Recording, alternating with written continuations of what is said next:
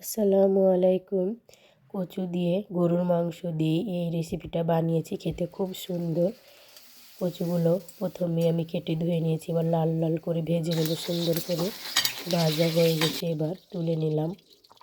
তোলা হয়ে গেছে, এবার ওই তেলের মধ্যে দিয়ে দেবো তেজপাতা, দারুচিনি ও দুটো লবঙ্গ, দিয়ে দিলাম পেঁয়াজ কুচানো, রসুন, কাঁচা লঙ্কা চিরা, লবণ, হলুদ, লাল লঙ্কা গুঁড়ো, আদা রসুন বাটা দিয়ে দিলাম।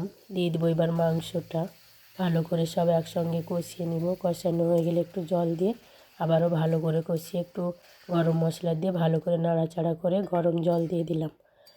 জলটা দিয়ে নাড়াচাড়া করে নিয়ে 5 মিনিটের জন্য ঢাকা দিয়ে দেবো। 5 মিনিট পর দেখব আমার মাংসটা হয়নি এখনও সেদ্ধ, আবার ঢাকা দিয়ে দেবো 10 মিনিটের জন্য। 10 মিনিট পর দেখলাম একটু একটু হয়েছে সিদ্ধ, সেই জন্য কচুগুলো দিয়ে দিলাম।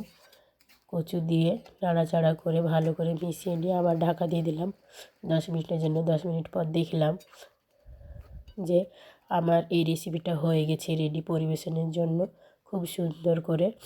এবার গরম ভাতে পরিবেশন করব।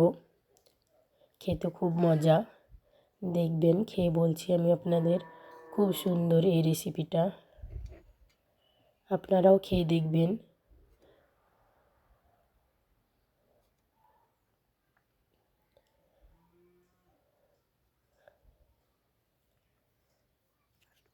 ও খুব সুন্দর। ভালো লাগলে লাইক কমেন্ট